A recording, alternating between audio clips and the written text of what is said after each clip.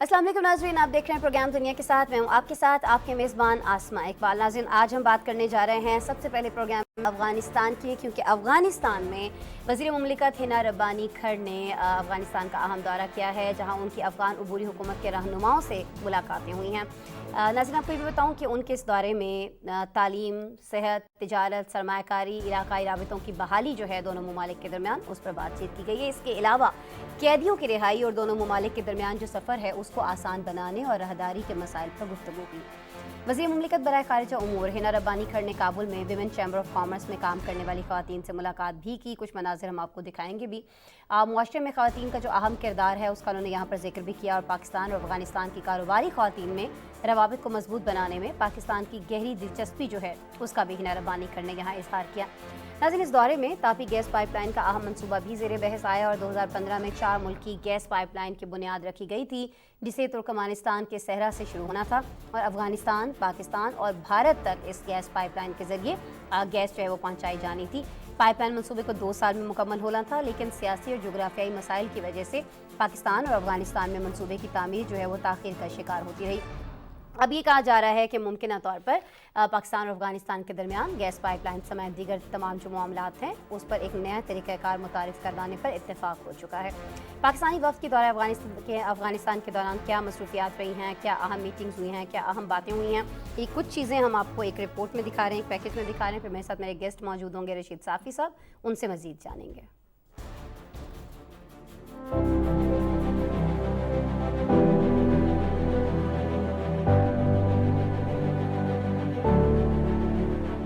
वज़ीर मुमलिकत उमूर ख़ारजा हिना रब्बानी खर ने काबुल का एक रोज़ा दौरा किया।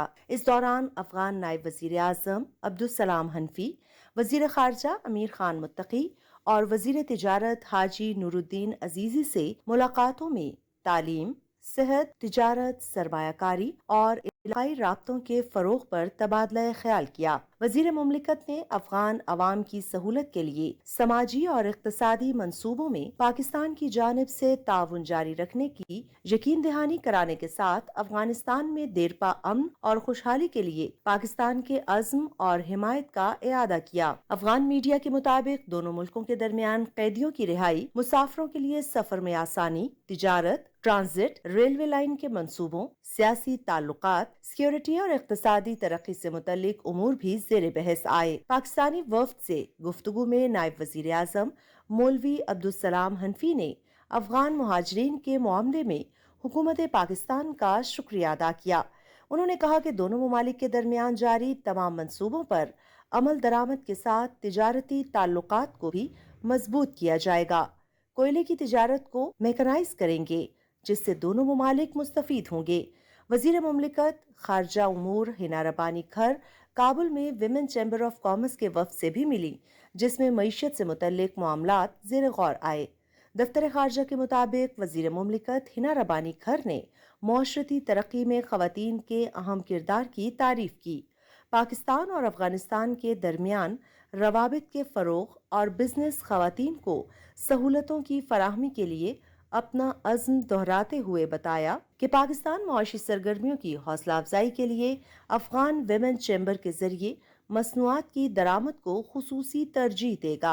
अफ़गानिस्तान में तालिबान हुकूमत के इक़्तिदार में आने के बाद हिना रब्बानी खर दुनिया की पहली खातून रहनुमा हैं जिन्होंने अफ़गानिस्तान का दौरा किया है। 10 साल कबल भी हिना रब्बानी खर ने बतौर वज़ीर ख़ारजा अफ़गानिस्तान का दौरा किया था, एक ऐसे वक्त में जब दुनिया ने अफ़गानिस्तान को हालात के रहमो करम पर छोड़ दिया है।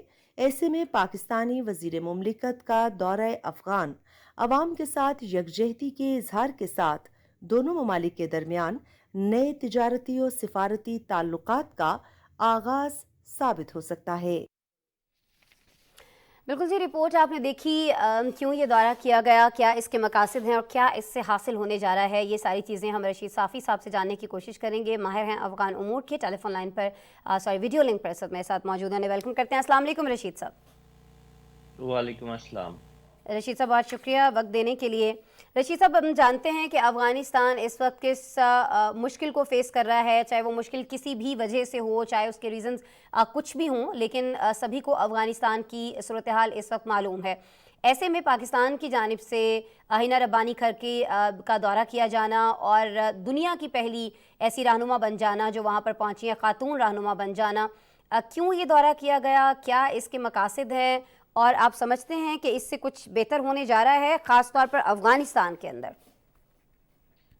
जी बहुत शुक्रिया। यकीनी तौर पर बेहतरी की तो उम्मीद हुँ। मौजूद है, क्योंकि रवाबित बढ़ाने ही से जो दो पड़ोसी ममालिक हैं, एक दूसरे के साथ कई रिश्तों में जुड़े हुए ममालिक, सकाफत में, मजहबी, उसमें माशरती सतह पे, हर लिहाज से पाकिस्तान और अफगानिस्तान एक दूसरे के साथ जुड़े हुए। तो ऐसे में इतने आला सतह पर अगर रवाबित होते हैं या बरकरार रखते हैं या इस किस्म की कोई सरगर्मी होती है, तो यकीनी तौर पर इसका दोनों ममालिक के लिए अच्छे नताइज निकल सकते हैं। ये हिना रबानी कर साहिबा, जिस तरह आपने कहा कि 2012 में भी जब हामिद करजई साहब की हुकूमत थी तो बहैसियती वज़ीर ख़ारजा इन्होंने कामयाब दौरा किया था। उसके काफ़ी असरात दोनों ममालिक के लिए अच्छे साबित हुए थे। और इस वक्त भी जिन हालात में हिना रबानी कर साहिबा वहाँ पे पहुंची है, तो इसकी भी यही उम्मीदें हैं। हिना रबानी कर साहिबा अवामी सतह पे अफगानिस्तान में काफ़ी मकबूल है। अफगान मीडिया ने, अफगान सिविल सोसाइटी ने उनको काफ़ी वेलकम किया है और इसके लिए काफ़ी पुरजोश थे वहाँ पे इनकी मेहमान नवाजी के लिए अफगान अवाम। और आपने जिस तरह अपनी रिपोर्ट में भी बताया कि आज का दिन उनका बहुत मसरूफ़ गुजरा। मेरी अभी कुछ हुकाम से बात हो रही थी अफगानिस्तान में थोड़ी देर पहले, तो उनका भी ये कहना था कि बहुत अहम दौरा रहा है और इसमें आपने जिन दो तरफ़ा ताल्लुकात और अवामी रवाबित के हवाले से जो मुख्तलिफ मनसूबों का जिक्र किया, इन तमाम उमूर पर बातचीत हुई।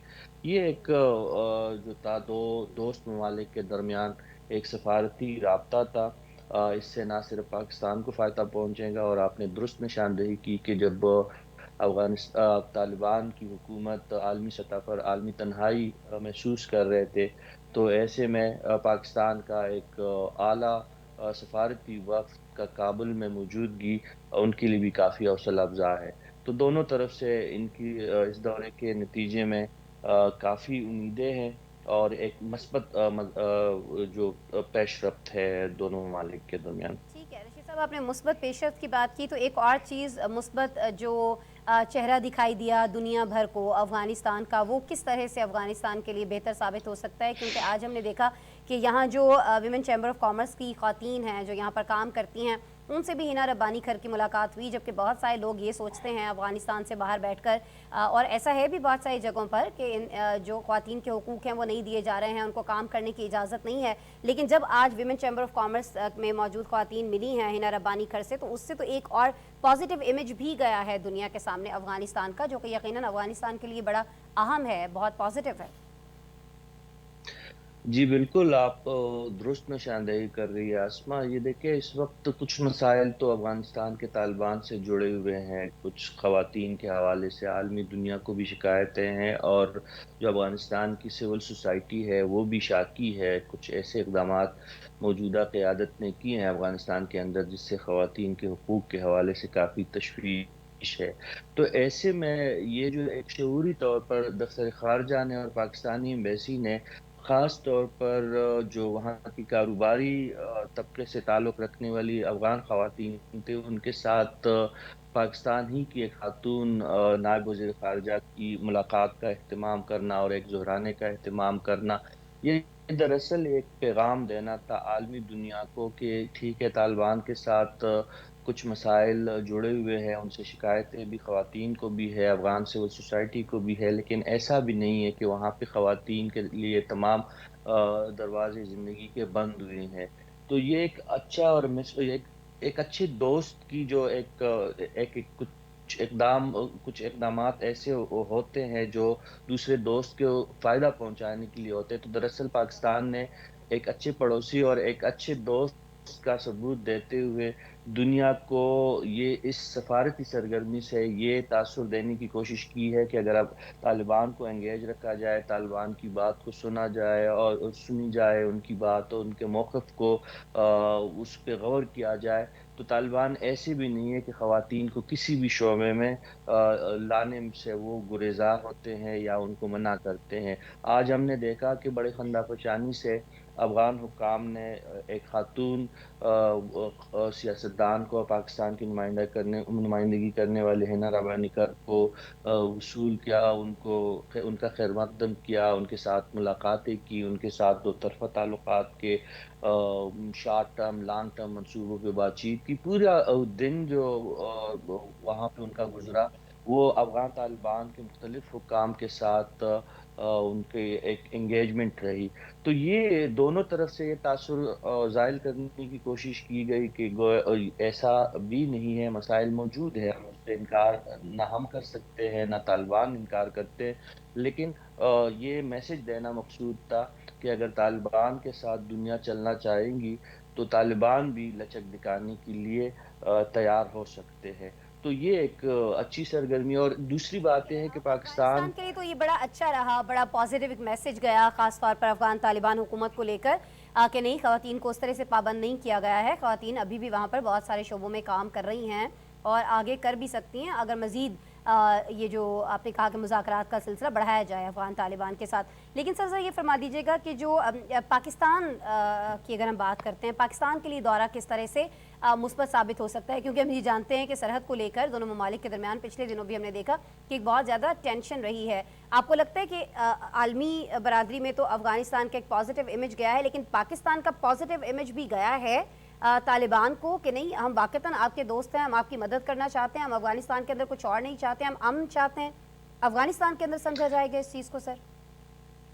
جی، ان مسائل پہ یقینی طور پر بات ہوئی ہے، ایجنڈے میں یہ شامل تھا۔ حنا ربانی کا وہاں پہ جانے کا ایک مقصد جو حالیہ سرحدی کچھ واقعات کی جانب آپ کا اشارہ ہے، اسپین بلدک میں، تورخم میں اور آس پاس کے کچھ اور علاقوں میں، ان تمام سیکیورٹی کے جو مسائل تھے اس پہ بہت ڈیٹیل سے بات ہوئی ہے، اور یہ پاکستان کا واقعی کنسرن تھا۔ آپ کو یاد ہے کہ پچھلے ہفتہ دفتر خارجہ نے بھی اس حوالے سے بیان جاری کیا تھا، اور یہی وہ اعلیٰ سطحی سطح پہ جو بات اٹھانے کی بات کی تھی دفتر خارجہ نے پاکستان کا، تو وہ یہی فورم تھا، یہی جو ایکٹیویٹی تھی، اسی کے تحت افغان طالبان سے، افغان حکام سے پاکستانی حکام نے بات کی ہے۔ دیکھیے، جغرافیائی لحاظ سے اب قدرت نے ہم دونوں ممالک کو ایک ہی خطے میں ہم وجود میں رکھتے ہیں۔ ہم جو اپنے جغرافیہ کو نہ ہم تبدیل کر سکتے ہیں اور نہ افغانستان تبدیل کر سکتا ہے۔ اب اس کا حل یہی ہے کہ دونوں ممالک زمینی حقائق کو تسلیم کرتے ہوئے، جس طرح ماضی میں افغان عوام اور پاکستان عوام کے درمیان ایک قربت کا ایک طویل ہماری رفاقت ہے، تو اسی رفاقت کے سلسلوں کو آگے بڑھاتے ہوئے جو چھوٹے موٹے مسائل پیدا ہوتے ہیں اس کو حل کریں۔ اپنی جغرافیائی حدود کو ہمیں ایک دوسرے کا اس کا خیال رکھنا پڑے گا، اور جو اس قسم کے جو دیکھیں اس خطے میں ہر وقت جو ہے کوئی نہ کوئی اسپائلر موجود ہوتا ہے، گرچہ طالبان قیادت کے آنے کے بعد ہندوستان کا یہاں پہ ہمیں اس قسم کی موجودگی نظر نہیں آ رہی جس طرح کے اشرف غنی کے زمانے میں یہاں پہ انڈیا کی موجودگی تھی، لیکن اگر وہ فزیکل یہاں پہ موجود نہیں ہے تو ان کا ایک وسیع حلقہ ہے یہاں پہ، طویل مدت تک ان کی سفارتکاری جائز اور ناجائز طریقے پہ یہاں پہ رہی ہے، ان کا کوئی اسٹیک یہاں پہ نہیں ہے، لیکن ایک طویل انویسٹمنٹ ہندوستان نے یہاں پہ کی ہے۔ تو ایسے واقعات جب ہوتے ہیں تو اس میں ہمیں اس قسم کے سپوائلرز کے کردار کو نظر انداز نہیں کرنا چاہیے، اور یہی بات جو ہے شاید پاکستانی حکام نے بھی طالبان کے سامنے رکھی ہوگی کہ دونوں ممالک ہم ایک دوسرے کو بھائی سمجھتے ہیں، زبان ہماری ایک آپسی ہے، غلط تہذیب فہمیاں ہماری جو ہیں وہ آپس میں بیٹھ کر ہی دور کی جا سکتی ہیں، اور یہی ایگزیکٹلی۔ کرنے کے لیے حنا ربانی کھر یہاں پر پہنچی تھی، اسی پہ آپ بات فرما رہے تھے۔ بہت شکریہ رشید صافی صاحب آپ کے وقت کے لیے، آپ کے تجزیے کے لیے۔ ماہر افغان امور رشید صافی صاحب ہمارے ساتھ موجود تھے۔ اور ہینا ربانی کھر جنہوں نے ظاہر ہے کہ ایک بہت ہی بولڈ، ایک بہت ہی بریو اسٹیپ لیا افغانستان کے دورے کا. اس سے پہلے بھی جیسے کہ ہم نے آپ کو بتایا 2012 میں وہ جا چکی ہیں اور ابھی وہ دنیا کی پہلی ایسی خاتون رہنما بن چکی ہیں جو افغانستان سے امریکہ کے انخلاء کے بعد، وہاں پر افغان طالبان حکومت کے وجود میں آنے کے بعد یہاں پر پہنچی ہیں. پاکستان اور افغانستان کے درمیان جو غلط فہمی ہے ان کو دور کرنے کے لیے، ٹریڈ کو بڑھانے کے لیے، خواتین کے حقوق کے لیے اور بہت ساری دیگر چیزوں کے لیے جس پر ابھی ہم بات کر رہے تھے. اب ہم بات کرنے جا رہے ہیں جی پروگرام میں انگلینڈ کی کرکٹ ٹیم کی، جو آپ جانتے ہیں کہ 17 سال بعد پاکستان میں ٹیسٹ سیریز کھیلنے کے لیے موجود ہے. اسلام آباد میں برطانوی ہائی کمیشن کی جانب سے ان کو زبردست ویلکم ایک ڈنر دیا گیا. برطانوی ٹیم کے لیے سجائی گئی اس تقریب میں دونوں ملکوں کے سٹارز ہمیں جگمگاتے دکھائی دیے، تو وہاں سیاستدانوں سمیت معروف شخصیات نے بھی تقریب کو 4 چاند لگائے. وفاقی وزیر اطلاعات و نشریات مریم اورنگزیب بھی اس تقریب میں موجود تھیں. اسی تقریب کے مناظر ہم آپ کو دکھا رہے ہیں. تقریب سے وفاقی وزیر اطلاعات نے خطاب بھی کیا اور انہوں نے کہا کہ یہ ہمارے لیے یعنی پاکستان کے لیے ایک بہت بڑا اعزاز ہے کہ 2005 کے بعد پہلی مرتبہ ٹیسٹ سیریز کے لیے انگلش کرکٹ ٹیم جو ہے وہ پاکستان میں آئی ہے اور پاکستان کے اندر موجود سیکیورٹی پر اعتماد کا اظہار کیا گیا ہے. ناظرین، انگلش ٹیم کی جب ہم بات کرتے ہیں تو یہ نہ صرف 1 دسمبر سے شروع ہونے والے ٹیسٹ میچ کی بھرپور تیاری کرتی دکھائی دیتی ہے بلکہ پاکستان میں گزرتے ہر لمحے کو انجوائے بھی کر رہی ہے. ٹیم پلیئرز پاکستان کی مہمان نوازی، کرکٹ شائقین کی تعریفیں کرتے ہوئے میں دکھائی دے رہے ہیں. اب انگلش پلیئرز کی جب ہم بات کرتے ہیں تو پاکستان میں ان کو ویلکم کس طرح سے کیا جا رہا ہے، ان کی کیا ایکٹیویٹیز ہیں، کن کن لوگوں سے وہ ملاقاتیں کر رہے ہیں اور میں کس طرح سے پاکستانی عوام کا شکریہ کرتے ہوئے، پاکستانی حکومت کا شکریہ ادا کرتے ہوئے دکھائی دیتے ہیں اتنے گرینڈ ویلکم کے اوپر. یہ ساری چیزیں ہم نے ایک رپورٹ میں سموئی ہیں، آپ کو دکھا رہے ہیں. 17 سال بعد پاکستان آنے والی برطانوی ٹیم کے لیے سجائی گئی استقبالیہ تقریب کچھ خاص اس لیے بھی تھی کہ اس میں دونوں ملکوں کے کرکٹ سٹارز ایک ساتھ جگمگا رہے تھے.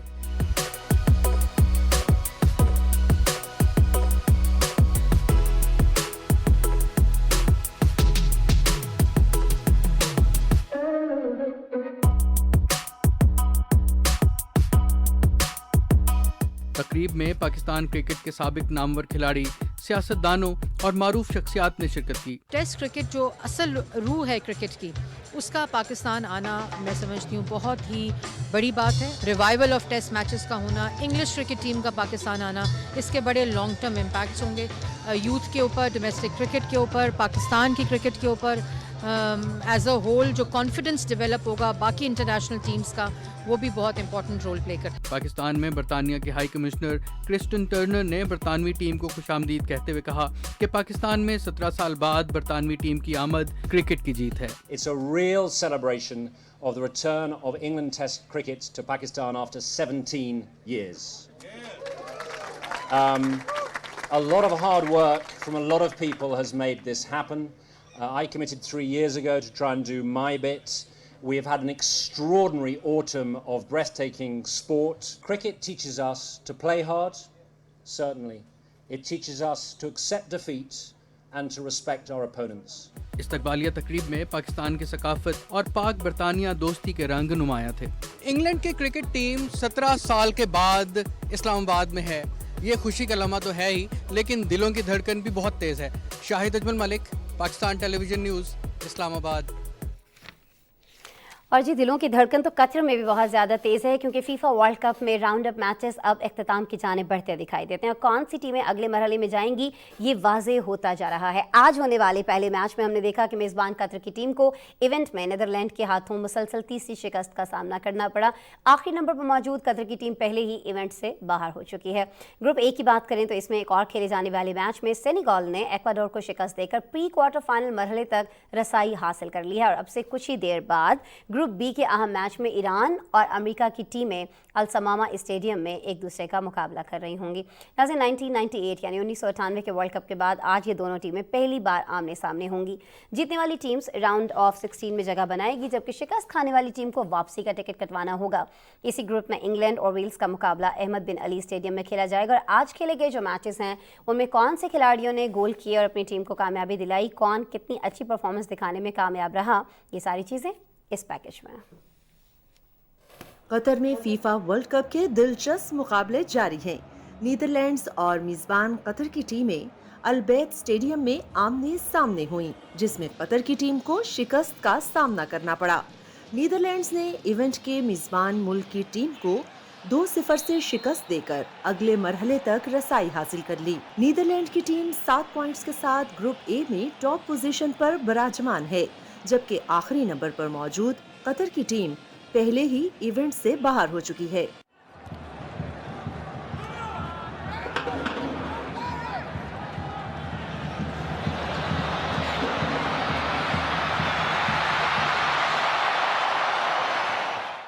ग्रुप ए में ही मौजूद इक्वाडोर और सेनेगल की टीमें खलीफा इंटरनेशनल स्टेडियम में मद्दे मुकाबिल हुईं। दोनों में कांटे का मुकाबला देखने को मिला।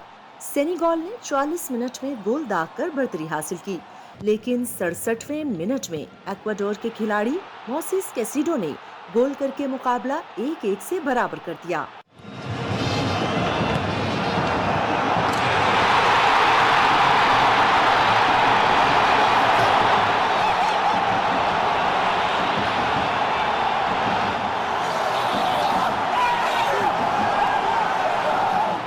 सेनेगल ने 70वें मिनट में दूसरा गोल करके एक बार फिर 2-1 से बढ़तरी हासिल कर ली, जो मैच के इख्तिताम तक बरकरार रही। इस कामयाबी के साथ ही सेनेगल की टीम प्री क्वार्टर फाइनल में जगह बनाने में कामयाब हुई। ग्रुप ए में कतर के साथ साथ इक्वाडोर की टीम भी इवेंट से बाहर हो चुकी है। दूसरी जानिब ग्रुप बी में ईरान और अमेरिका, जबकि वेल्स और इंग्लैंड अगले मरहले में रसाई की जंग लड़ेंगे। दोनों मैचेस रात 12 बजे खेले जाएंगे। फुटबॉल वर्ल्ड कप की फेवरेट टीम ब्राजील 2002 से 2022 तक ग्रुप मरहले में सबसे ज्यादा मैचेस जीतने वाली टीम बन चुकी है। ब्राजील की टीम स्विट्जरलैंड को 1-0 से शिकस्त देकर प्री क्वार्टर फाइनल में पहुंची है।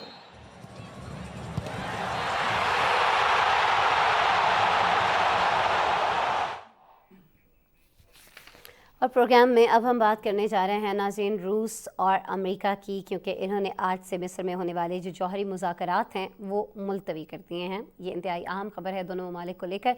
अलग अलग बयानात भी दिए गए हैं। इनकी जानिब से मुज़ाकरात के मुलतवी होने की इत्तला दी गई है, जबकि रूसी अखबार ये दावा करता दिखाई दिया कि ये इजलास रूस मुलतवी करने का फ़ैसला जो है, यानी ये जो फ़ैसला है इस इजलास को मुलतवी करने का, ये रूस का अपना फ़ैसला था। नाज़रीन 29 से 6 दिसंबर तक काहिरा में न्यूक्लियर हथियारों में कमी के मुआहदे के तहत दोनों ममालिक की जानिब से ऐसे हथियारों का मुआयना दोबारा शुरू करने पर तबादला ख्याल किया जाना था। रूस और अमेरिका दुनिया में सबसे ज़्यादा न्यूक्लियर हथियार रखने वाले ममालिक हैं, ये तो आप जानती हैं। और दुनिया में मौजूद जो 90% से ज़ायद जौहरी हथियार हैं वो इन्हीं दोनों ममालिक के पास हैं। अक़वाम मुत्तहिदा समेत दीगर आलमी इदारे इस बात पर जोर देते आए हैं कि जौहरी हथियारों में कमी लाई जानी चाहिए। 2010 में अमेरिका और रूस ने जौहरी हथियारों में कमी के लिए न्यू स्टार्ट ट्रीटी का आगाज़ किया था और 2021 में इसकी मियाद ख़त्म होने के बाद 5 साल की तौसीह भी की गई थी। लेकिन फिर कोरोना के वबाई मरज़ की वजह से पहले ये मुज़ाकरात मुलतवी हुए और फिर हमने देखा कि फरवरी में, इसी साल फरवरी में रूस के यूक्रेन पर हमले के बाद इन मुज़ाकरात में मज़ीद ताख़ीर होती चली गई। आलमी मीडिया रिपोर्ट्स ये कहती हैं कि न सिर्फ दुनिया को महफूज बनाने के लिए बल्कि दोनों ममालिक में बातचीत को जारी रखने के हवाले से भी ये जो मुज़ाकरात हैं इनका होना निहायत अहमियत का हामिल था। और ये मुज़ाकरात जब मुलतवी हुए हैं तो इसका मतलब ये है कि दोनों ममालिक में कशीदगी जो है वो मज़ीद बढ़ती चली जा रही है। वैसे रूस अमेरिका मुज़ाकरात मुअत्तली समेत रूसी सदर की कौन सी दीगर अहम मुलाकातें हुई हैं, किन शख्सियात से हुई हैं और इन मुलाकातों के मकासद क्या रहे हैं, ये सब चीज़ें पहले आपको एक रिपोर्ट में दिखा देते हैं, फिर मेरे साथ मेरे गेस्ट मौजूद होंगे, उनसे बात करेंगे।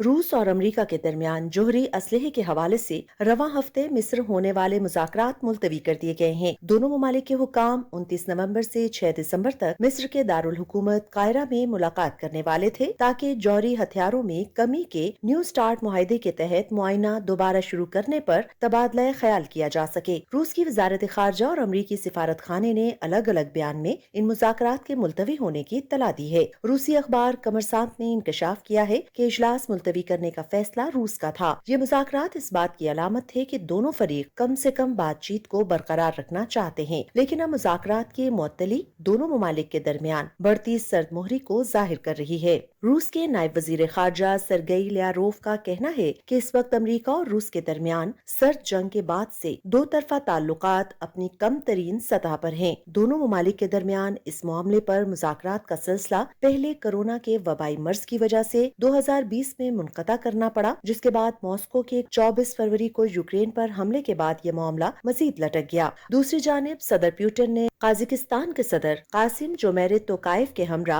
ओरेनबर्ग शहर में मुनक़िदा रूस काज़ाकिस्तान इलाकाई फोरम में ऑनलाइन शिरकत की। रूसी सदर ने अपने खिताब में कहा कि बैनुल-अक़वामी तिजारत बहरान का शिकार है, इसलिए रूस अपनी बरामदात और दरामदात का रुख नई तिजारती मंडियों की तरफ मोड़ने के लिए वसी पैमाने की तदाबीर इख्तियार कर रहा है। खबर एजेंसी के मुताबिक सदर व्लादिमीर पुतिन का कहना था कि काज़ाकिस्तान में हमारी सरमायाकारियां तकरीबन $17 बिलियन तक पहुँच गई हैं। हम मुल्क के तमाम कलीदी शोबों में 30 से ज़ायद मुश्तरका सरमायाकारी मंसूबों को जारी रखे हुए हैं। रूसी सदर ने काज़ाकिस्तान के साथ लॉजिस्टिक इंफ्रास्ट्रक्चर के फरोग से मुतल्लिका इक़दामात पर गौर करने समेत तिजारती सरमायाकारी को मुतासिर करने वाली पाबंदियों के खात्मे में भी दिलचस्पी जाहिर की।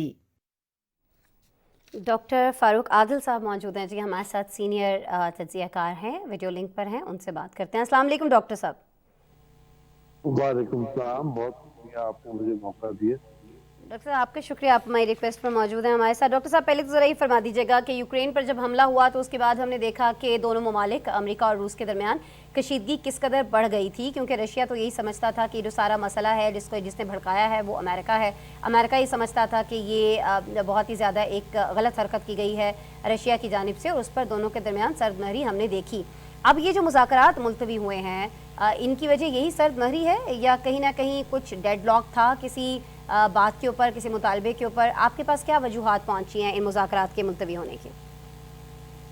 देखिए, ये बात बिल्कुल दुरुस्त है कि दोनों मुल्कों के दरमियान यानी रूस और अमेरिका के दरमियान जो ताल्लुकात कार हैं वो कमतरीन सतह पर हैं, और जो न्यू मुज़ाकरात थे एटमी असासों से मुतालिक वो भी दूसरी दफ़ा मुलतवी हो गए। पहली दफ़ा मुलतवी जैसे आपने बताया वो उसकी वजूहात कोरोना के वजह से जो हंगामी कैफियत पैदा हो गई वो थी, लेकिन ये दूसरी वजह को हम यूं ये नहीं कि इसका किसी पर इल्ज़ाम खास तौर पे सोवियत यूनियन का जो जानशीन रूस है उस पर आयद नहीं कर सकते।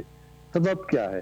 सबब ये है कि जिस वक्त अमेरिका और उसके यूरोपीय इत्तेहादियों ने यूक्रेन के बारे में एक पॉलिसी इख्तियार की और यूक्रेन को यूरोप का हिस्सा करार देकर वहाँ रूस के लिए एक बराह रास्त खतरे की कैफियत पैदा की, तो उसकी वजह से रूस के कान खड़े हुए और फिर मुसलसल यूरोपीय इत्तेहादी और अमेरिका इस मामले को रूस की बार बार वार्निंग के बावजूद और ये कहने के बावजूद आप जंग को हमारी सरहदों पे न लाइए, हमारे वजूद को खतरे में न डालिए, तो इस सिचुएशन को और जो रूस के तहफ़्फ़ुज़ात थे उनको जब एड्रेस नहीं किया गया तो उसके नतीजे में ये जंग मुसद्दत हुई।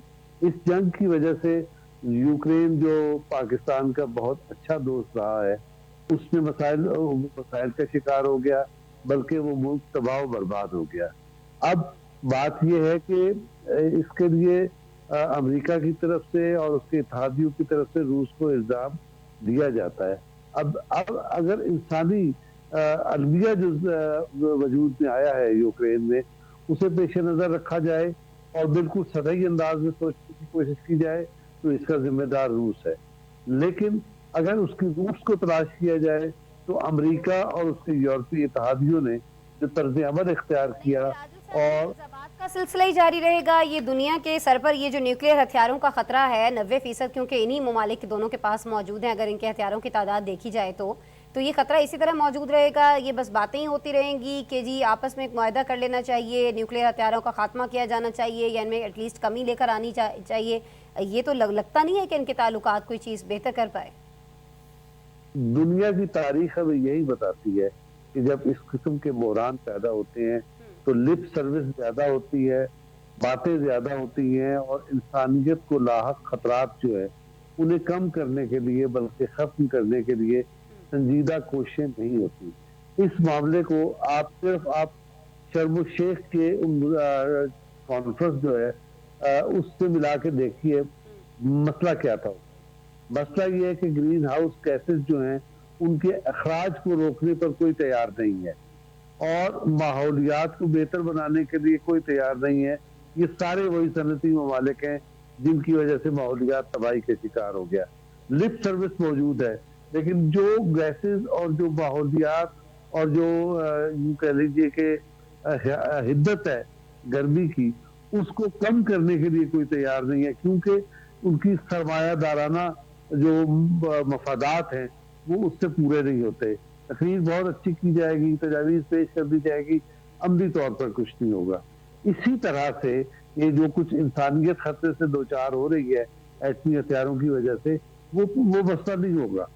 इसलिए जरूरी है कि आलमी बिरादरी जो है इस मामले में इकट्ठी हो, एक मुश्तरका आवाज बुलंद करे और यूनाइटेड नेशन उनके सेक्रेटरी जनरल एंटोनी गुटेरस, उनको भी मुतहर्रिक होना चाहिए और इसके अलावा जो खित्ते के दीगर ममालिक हैं उनको भी मुतहर्रिक होना पड़ेगा और उन्हें न सिर्फ यूरोप और अमेरिका उसके इत्तेहादी अमेरिका के साथ को दबाव में लाना चाहिए, उन्हें बताना चाहिए कि आपकी वजह से एक मुल्क तबाह हो गया, वहाँ इंसानियत जो है वो सदमे से दो चार हो गई और आप अभी तक अपने रवैये को, अपनी रविश को इस बारे में रवैया नरम होना तो दूर की बात है फारूक साहब। अमेरिका की जानिब से तो कोशिश की जा रही है कि रशिया को किसी तरह तनहा कर दिया जाए और रशिया की जानिब से कोशिशें हम देख रहे हैं कि जो अपने इर्द गिर्द ममालिक हैं, इस खत्ते के अंदर जो ममालिक हैं, उनके साथ वो रवाबित बढ़ाता जा रहा है, मजबूत करता जा रहा है, ताकि वो अमेरिका को ये पैगाम दे सके कि वो तनहा नहीं हुआ है यूक्रेन पर अटैक करने के बावजूद।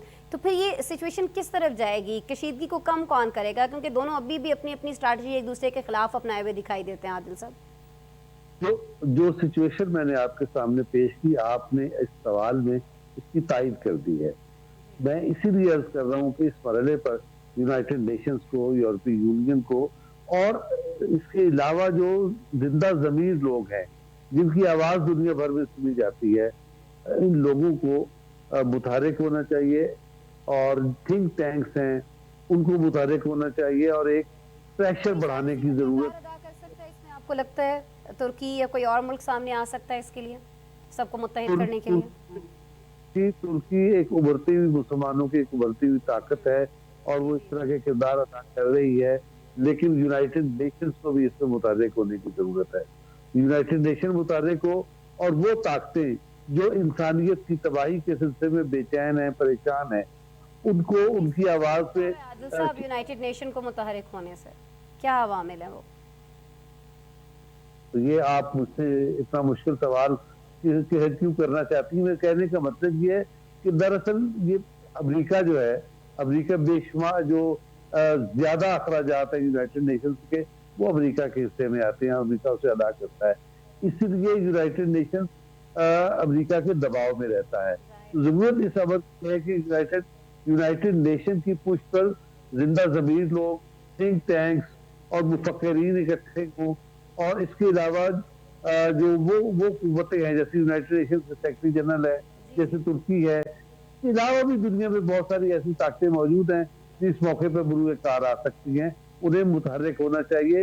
इस सिलसिले में खास तौर पर माजी में जो हमारी साबिक हुकूमत के सरबराह वहाँ जा पहुंचे, उन्होंने इस मामले को जाके और पेचीदा कर दिया, पाकिस्तान के लिए मुश्किलात पैदा कर दी। इसलिए जरूरी है कि पाकिस्तान को भी आवाज बुलंद हो, पाकिस्तान को भी ऐसी कुव्वतों का दस्तो बाजू होना चाहिए ताकि वो जो इंसानियत तबाही से दो चार हो रही है यूक्रेन में और इस यूरोप और अमेरिका के। डॉक्टर फारूक आदिल साहब कि अक़वाम मुत्तहिदा क्यों मुतहर्रिक नहीं है, ये वजह किसी से कोई ढकी छुपी नहीं है, अक़वाम मुत्तहिदा मुतहर्रिक हो सकती है उनकी ये और जो खास बिल्कुल मैं ये अर्ज कर रहा हूँ कि दबाव होता है, लेकिन अगर उसके साथ मुख्तलिफ लोग खड़े हो जाएं, थिंक टैंक्स खड़े हो जाएं, जिंदा ज़मीर लोग खड़े हो जाएं। वैसे आपको याद होगा कि इराक के सिलसिले में दुनिया भर में जुलूस निकले थे कि अमेरिका उस पर हमला न करे। इसी तरह से अगर जो है जुलूस निकाले जाए दुनिया बरतानिया में, आपको लाखों लोग उसमें आ गए थे। इस तरह की एक्टिविटी की जरूरत है, मुतहर्रिक होने की जरूरत है, मुख्तलिफ हुकूमतों को मुतहर्रिक किरदार अदा करने की जरूरत है। तभी आपको लगता है कि सब जब मिल बैठेंगे तब इस मसले का हल निकल सकता है, किसी एक मुल्क की बस की ये बात नहीं है। बहुत शुक्रिया डॉक्टर फारूक आदिल साहब, आप हमारे जी सर जी। और यूनाइटेड और ये ज़ाहिर है यूनाइटेड नेशन को भी, लेकिन उसको प्रेशराइज करने की ज़रूरत है मुख्तलिफ ममालिक को मिलकर के जी इस मसले को सीरियस लिया जाए, वरना मसाइल तो यूनाइटेड नेशन के अपनी जगह हैं, जो आपने बताया कि किस तरह से अमेरिका के वो दबाव के अंदर है। बहुत शुक्रिया डॉक्टर फारूक आदिल साहब, आप हमारे साथ मौजूद थे, वक्त निकाल रहे थे, मेरे प्रोग्राम के लिए अपना तज्जिया शेयर कर रहे थे। और अभी जी प्रोग्राम में हमें जाते जाते बात करनी है एक ऐसी चीज़ की, डरना नहीं आपने बिल्कुल भी ये ख़बर सुनकर, बल्कि मोहतात हो जाना है। जहाँ पर हम देखते हैं कि रशिया और यूक्रेन का जो मामला है उसने दुनिया की मीशतों को बहुत ज़्यादा नुकसान पहुँचाया। वहीं एक और चीज़ जिसने तमाम दुनिया को हिला कर रख दिया था वो था कोविड-19 कोरोना के केसेस। अभी हम एक बार फिर से देखते हैं कि चीन में केसेस जो हैं वो बहुत ज़्यादा बढ़ते जा रहे हैं। पिछले दिनों वहाँ सख्ती भी बहुत ज़्यादा बढ़ा दी गई थी, लेकिन अब एक बार फिर ये देखा जा रहा है कि जो ज़ीरो कोविड पॉलिसी थी उसमें चाइना ने नरमी का ऐलान कर दिया है। लेकिन ये फैसला एक ऐसे वक्त में किया गया है जब चीन में एक बार फिर से रिकॉर्ड कोरोना केसेस सामने आ रहे हैं और एक ही रोज़ के दौरान 38,400 से ज़ायद केसेस सामने आए हैं। कोरोना की नई लहर के दौरान 7 अमवात भी हुई हैं, लेकिन इन सब के बावजूद हुकूमत को कोरोना पाबंदियों में नरमी करना पड़ी, क्योंकि अवाम मुसलसल घरों में महसूर अपने प्यारों से दूर तंग आ चुके थे और यही फ्रस्ट्रेशन अवाम के एहतजाज की वजह बन रही थी। आलमी मीडिया रिपोर्ट कर रहा है कि चीन ने ज़ीरो कोविड पॉलिसी के तहत गुज़श्ता 3 साल के दौरान कोरोना केसेस को कंट्रोल में रखा। अमेरिका समेत मगरबी ममालिक में लाखों अमवात सामने आई, तो वहीं चीन जहां से वायरस का आगाज़ हुआ था उसने जिस तरीके से इस वबा पर काबू पाया उसे काबिल तहसीन करार दिया जा रहा था। लेकिन मईशत का नुकसान बर्दाश्त किया, सेहत पर कोई कॉम्प्रोमाइज़ नहीं किया। अभी भी नरमी का ऐलान करने के साथ हुकाम ने एक बार फिर वजाहत ये की है कि अवामी सेहत पर कोई समझौता नहीं किया जाएगा। चीनी हुकाम ने ज़ीरो कोविड पॉलिसी में क्या तब्दीलियाँ की हैं, किन किन इलाकों पर ये लागू हैं, इस पर आज आपको एक रिपोर्ट दिखा रहे हैं।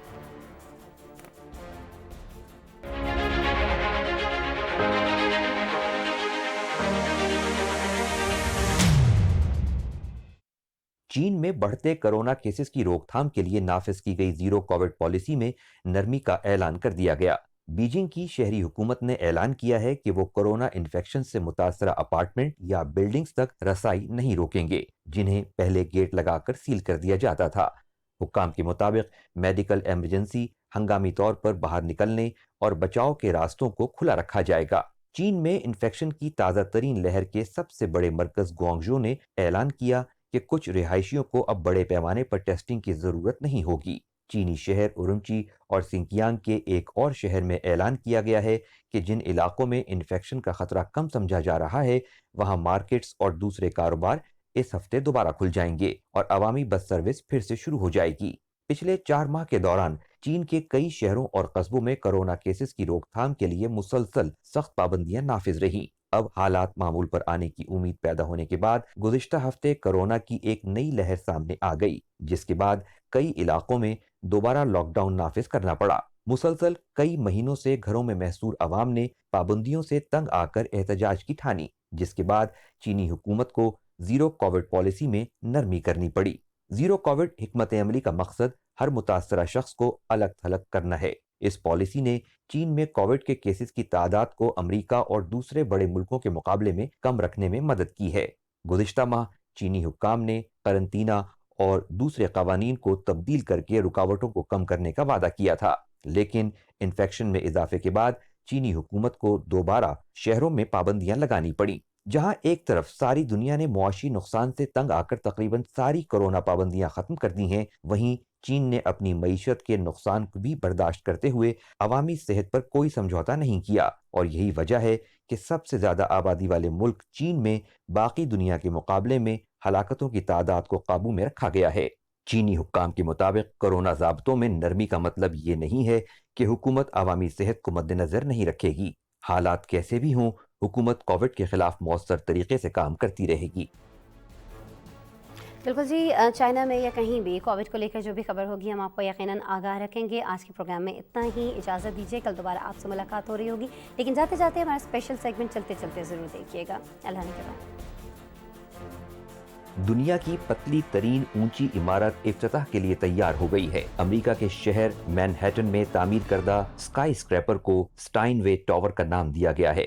91 मंजिला इमारत 1428 फीट की बुलंदी रखती है। इसमें 46 अपार्टमेंट कायम हैं, जिसे महंगे तरीन मार्बल, पत्थर और दीगर अज्जा से तामीर किया गया है। स्काई स्क्रैपर की अंदरूनी डेकोरेशन में पिकासो समेत दीगर मशहूर मुसव्विरों की असल पेंटिंग्स लगाई गई हैं, जो इस इमारत को इंतहाई कीमती बनाती हैं। ऑस्ट्रेलिया की रियासत न्यू साउथ वेल्स के एक घर में स्विमिंग पूल के करीब खेलते बच्चे को 10 फुट लंबे अजदहे ने डसने के बाद जकड़ लिया और खींचता हुआ स्विमिंग पूल में ले गया। 5 साला बच्चे के दादा ने सूरत हाल देखकर स्विमिंग पूल में फौरी छलांग लगा दी और बच्चे को घसीटकर स्विमिंग पूल से निकाला। इस दौरान भी अजदहा बच्चे के जिस्म से लिपटा रहा। बच्चे के वालिद और दादा बहुत मुश्किल से बच्चे को अजदहे के चुंगल से छुड़ाने में कामयाब हुए। जख्मी बच्चे को फौरन अस्पताल मुंतकिल किया गया, जहां अब बच्चे की हालत खतरे से बाहर है। कतर में जारी फुटबॉल वर्ल्ड कप का जादू सारी दुनिया में सर चढ़कर बोल रहा है। लोग एक साथ मैचेस देखने इकट्ठे होते हैं ताकि गेम्स का मजा दोबाला हो सके, लेकिन भारत की रियासत केरला से ताल्लुक रखने वाले 17 फुटबॉल शायकीन के एक ग्रुप ने तो फीफा वर्ल्ड कप के मैचेस एक साथ देखने के लिए एक पूरा अलग घर ही खरीद लिया। फुटबॉल के शायकीन नौजवानों ने ये घर 23 लाख में खरीदा है और इस घर को वर्ल्ड कप में शामिल टीमों के झंडों से सजाया है। इसके अलावा बड़ी टीवी स्क्रीन का भी बंदोबस्त किया गया है। अमेरिका में एक टूरिस्ट ब्लॉगर ने 8 घंटे और 54 मिनटों में वॉशिंगटन डीसी के तमाम मेट्रो स्टेशंस घूमकर गिनीज आलमी रिकॉर्ड बना दिया। लोकस वॉल नामी ब्लॉगर ने वॉशिंगटन मेट्रोपॉलिटन एरिया के सिल्वर लाइन सर्विस के तमाम स्टेशंस कम वक्त में घूमने का रिकॉर्ड बनाने का चैलेंज उठाया था। उनका ये सफर 97 स्टेशंस घूमने के बाद रिकॉर्ड वक्त में खत्म हुआ, जिसके बाद गिनीज वर्ल्ड की जानिब से भी नए रिकॉर्ड की तस्दीक कर दी गई है। फ्रांस में माहीगीरी के आलमी मुकाबले में बरतानवी माहीगीर ने दुनिया की सबसे बड़ी गोल्ड फिश पकड़ ली, जिसका वजन 30 किलोग्राम है। फ्रांस की ब्लू वाटर झील में वर्ल्ड प्रीमियर क्रैब फिशरीज के दौरान 42 साला माहीगीर एंडी हैकेट की पकड़ी गई गोल्ड फिश की वीडियो सोशल मीडिया पर शेयर भी की गई है। मछली को तलाश करने और पकड़ने में माहीगीर को 25 मिनट लगे। इस गोल्ड फिश को दुनिया की सबसे बड़ी मछली में शुमार किया जा रहा है। इससे कबल सन 2019 में अमेरिका से ताल्लुक रखने वाले माहीगीर ने दुनिया की सबसे बड़ी मछली पकड़ी थी। दुनिया में एक ऐसा दिलचस्प जजीरा भी है जो 2 ममालिक की मिल्कियत में आता है। फीजेंट आइलैंड नामी छोटा सा जजीरा 6 महीने स्पेन और 6 महीने फ्रांस का हिस्सा होता है। इस जजीरे पर कोई आबादी तो नहीं, लेकिन इसकी सियासी और तारीखी अहमियत बहुत दिलचस्प है। फ्रांस और स्पेन के दरमियान 17वीं सदी में होने वाली 30 साला जंग खत्म होने के बाद इस जजीरे की मिल्कियत का मामला पेश आया तो दोनों की तरफ से हुकूमतों और अफवाज ने इसको हासिल करने के लिए मुज़ाकरात शुरू किए। 11 बरस में कुल 24 इजलास हुए, जिसके बाद एक मुआहिदा हुआ कि ये जजीरा दोनों ममालिक की मिल्कियत होगा। इस मुआहिदे पर आज तक अमल दरामद किया जा रहा है।